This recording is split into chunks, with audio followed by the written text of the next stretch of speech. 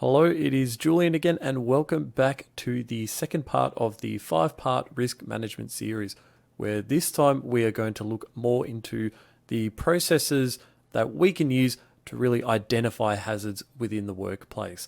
Again, this is going to be a fairly short part, just like part one. In fact, they all will be, but they will serve as really good refreshers of how we should be building our risk management framework and not really trying to make the whole process too complex for ourselves. The first area that we will look at is actually setting yourself up for the hazard identification process. So rather than just diving in, we should really be thinking about what kind of resources and what kind of processes are we going to use to really get the whole thing going. Once we have done that, we can really start looking into the types of methods that we can use to identify hazards. And of course, once we have actually determined what those hazards are, we'll start building that into a risk register. And we will build this through the next few parts. So this is the initial hazard identification. And as we go along, we'll start putting together that risk register to give you a really good understanding of how it all translates into your risk management framework. So the goal of the hazard identification process is being able to identify the current and potential hazards. So it's not just about documenting the ones that we know are there, but it's really being able to take a deeper dive and look at what potentially is there that we just don't know yet. So we'll cover the processes we can use following this particular part of the presentation. Hazard versus risk, I think it's really important that we just have a quick discussion about that. These are generally used as interchangeable terms, but there is quite a bit of difference, and this pictogram actually shows it quite well. So that hazard is something that has the potential to harm you. The risk is that likelihood of that hazard causing harm. So we are going to focus on the hazard side of things as we go through into the following parts, particularly part 3. That's when we're going to have a look at more of that risk element. A great way of starting the hazard identification process is being organized. So make sure that you have built a team with the right roles and responsibilities and authorities as well. So just making sure you know who does what, when, where, and how in the whole process. It doesn't have to be as difficult as it looks on the screen. It could literally just be having a meeting, making sure that you have people from the shop floor, management, those who really do play vital roles in hazard identification and the day-to-day processes which involve hazards, making sure that everyone's on the same page and people know what's going on, what they have to do, how they contribute, discussing the consultation process and making sure everyone's on the same page. The second step can often be the hardest because you are looking at getting time from these different stakeholders. So that allocation of resources, generally human resources, hazard identification from a cost perspective, it's predominantly labor as opposed to some kind of technological costings. So making sure that you can get these people when you need them to really be able to take a closer look at the potential hazards of the activities that are being conducted in the workplace. Getting them to stop their day-to-day activities when you are available or when they are available, it can be difficult. So make sure you really do try and organize appropriate timings and try and work around one another to get that time together and really have a good discussion. And of course, it helps if you know what you're actually going to discuss. So be sure that you have determined those methods that you're going to use to identify hazards. They act as brilliant prompts of what to look into, or if you're looking at something and it's a bit overwhelming, you don't know really where to start on even identifying the hazards, having a really good list of different types of hazards that you can consider while watching an activity or having a bit more of an in-depth analysis of what the hazards may be, it will really help. We will focus that on the next few slides to give you a few pointers there. And also make sure that you really are getting the right people involved in consultation and participation. So of course we did discuss the importance of allocating resources, getting the right people involved, but it also means that when you are assessing activities, there will be people around that don't really know what you're doing, why you're doing it, but they're the ones who are doing those tasks all day, every day, making sure that you know who they are, they know who you are, getting them involved, they see what you're doing, you see what they're doing, and just having that open dialogue to truly understand what those hazards are. We will be focusing on determining methods for hazard identification, as it is the whole theme of this particular part. When it comes to building together your team and the resources, the wider consultation and participation, you will probably be the best judge of how to best tackle this, given that you have a more intricate knowledge of your organization. So let's have a look at some of these methods that we can use. A popular method can be by splitting up the hazard ID process into two larger categories, which you can then filter through.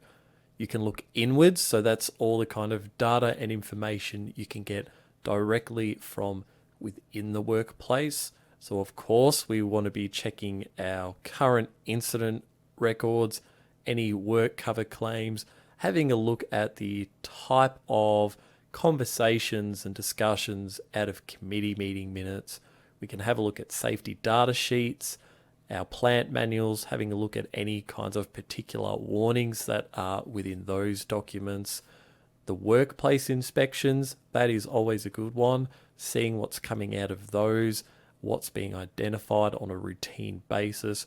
Brainstorming, it can be literally just gathering people in a room and kind of saying, hey, what do you all think are some of the hazards around here? What are you experiencing that is of concern to you?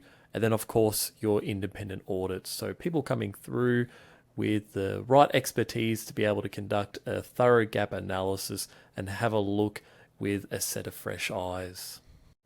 Looking outwards, or you may like to call this your external sources, the standards, codes of practice and compliance codes available within Australia are excellent resources of being able to have a look at hazards and seeing if they apply to within your business that you haven't thought about.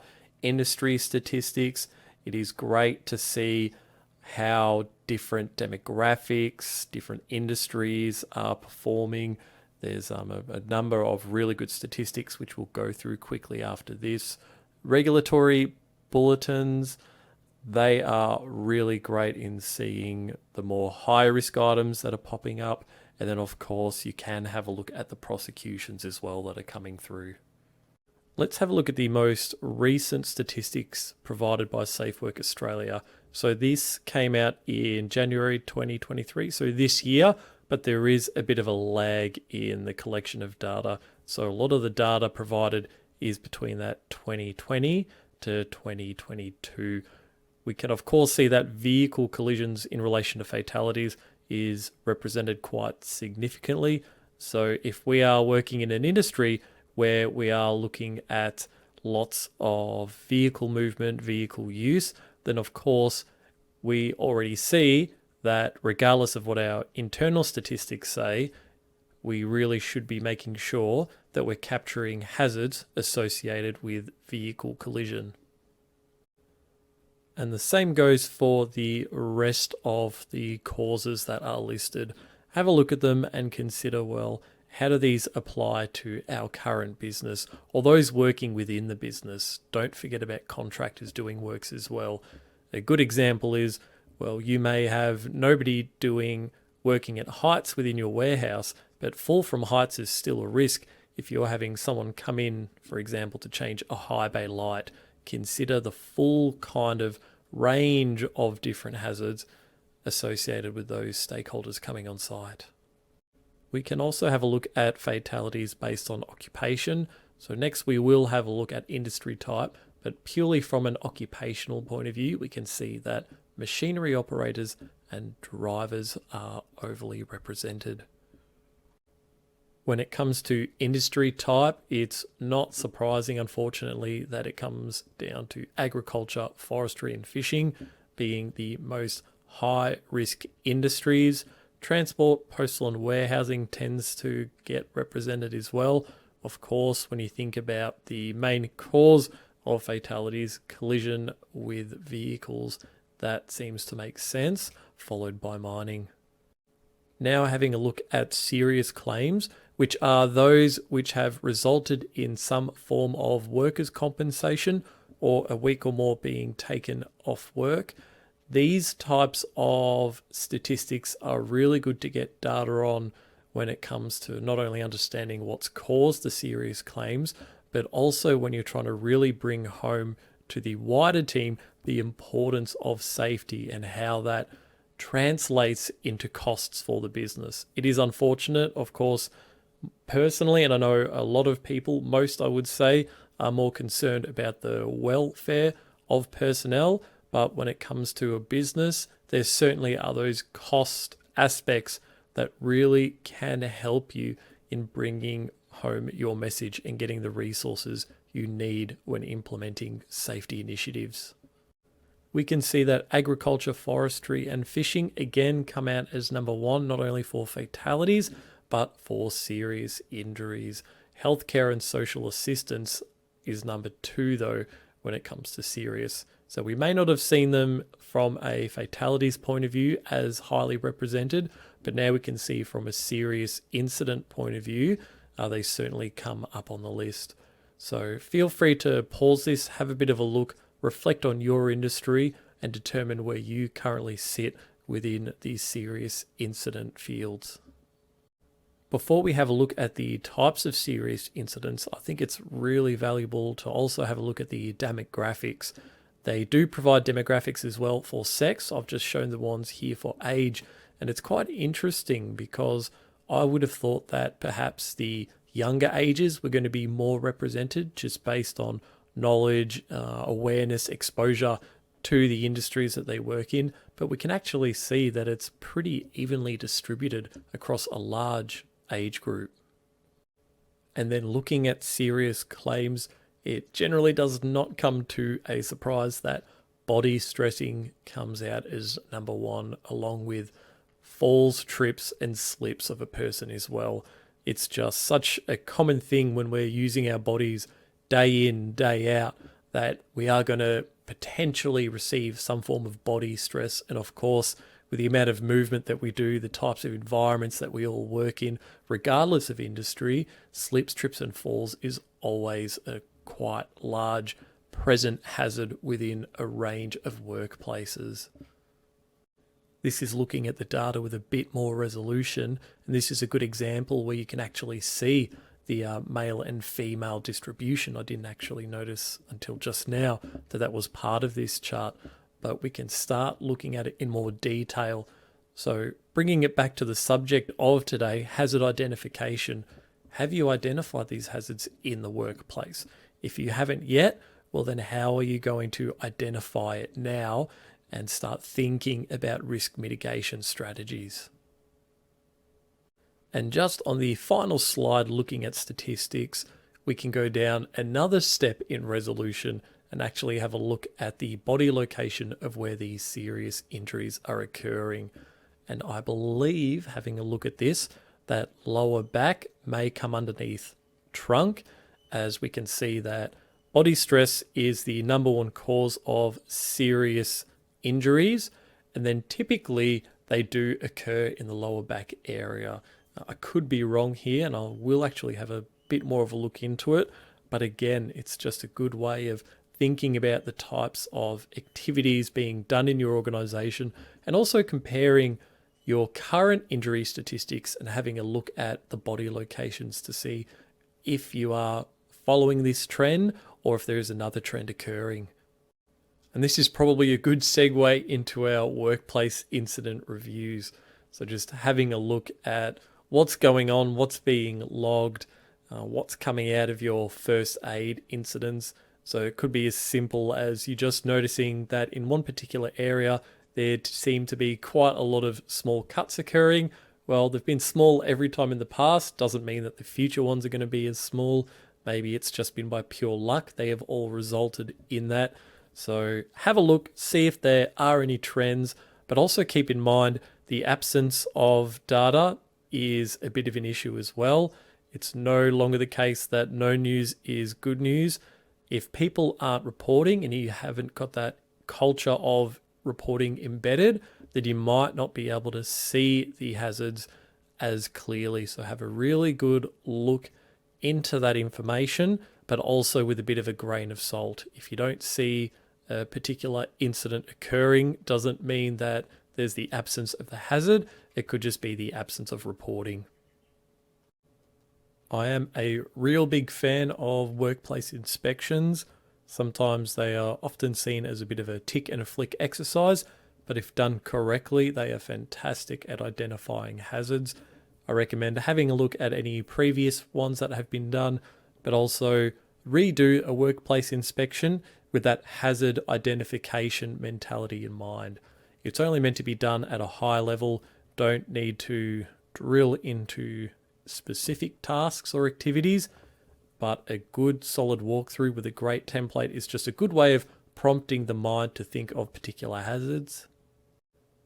It's of course important to complete this as a group with the right participation and consultation methods in place, making sure that employees really have that ability to be involved in the whole process. It's just a good way of not only having that correct inclusion, but really understanding hazards from people who do those types of activities on an everyday basis.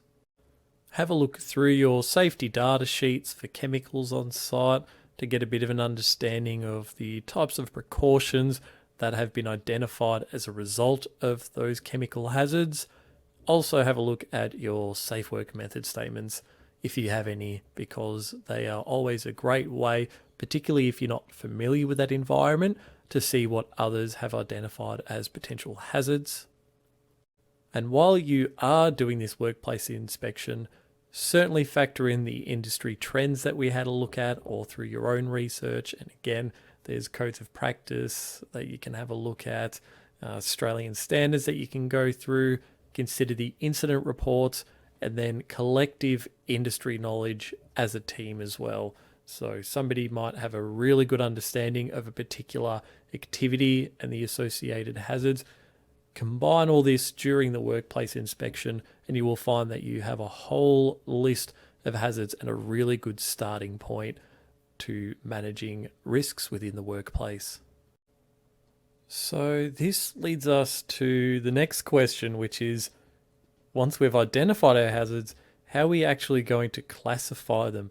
And it seems like a bit of a strange question, but when you think about it, there is quite a bit of difference in between how you can classify and communicate these hazards. There's no right or wrong way, but you certainly should think about it while developing your list. I've got an example here from Safe Work Australia, which as you can see, I do like as a resource. On the left-hand side, it's actually been determined as hazard specific. So plant, manual handling, all the way down to slips, trips, and falls. The list starts with the topic being the actual hazard, and then it goes into, well, why is this a hazard? Okay, so that's one way of doing it. Now let's have a look at it from an activity-specific approach. And so this is what I mean. Admittedly, I've put this together quite haphazardly. It's just for demonstration purposes. But on the left-hand side, the activity is actually listed rather than the hazard. We then go into the hazards associated with that activity. Now, there are pros and cons to doing it either way. This way tends to be the one that I find helps the most because it lets people really understand or break up the hazards involved with different areas and activities. So, for example, if you have a manager of the packing line, they can see this and they know the information that's directly associated to their area. Again, there certainly are benefits to any method that you use, but personally, this is the one that I tend to use the most. but there's still a range of things that we haven't yet got in relation to the types of hazards that we have identified.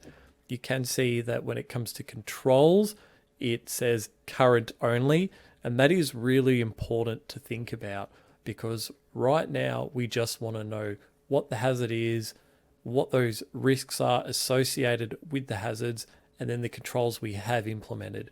We're not yet considering the controls we may need to implement, and we need to think about what we don't have yet.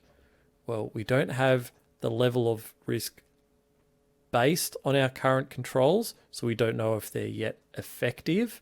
We don't have the ability to determine if the risks have been reduced to acceptable limits, because we haven't got those levels of risk. And then we also don't know if those actions taken give us an acceptable reduction. It could be that even with those controls in place, the risk score is still too high. So that's what we are going to focus on in the next part. So again, just think about the controls currently in place. You really have to kind of compartmentalize the difference between controls in place and those you may need to implement, because our risk rating is really going to drive that type of conclusion. And that's it for part 2. Again, feel free to get in touch via the details above. You can also find me on LinkedIn. And then next time what we're going to do is looking at determining how to classify risk, and that will be released in a week from this going up. So thank you again for dropping in and learning a bit more, hopefully, about the risk management process, and I'll see you in the next one.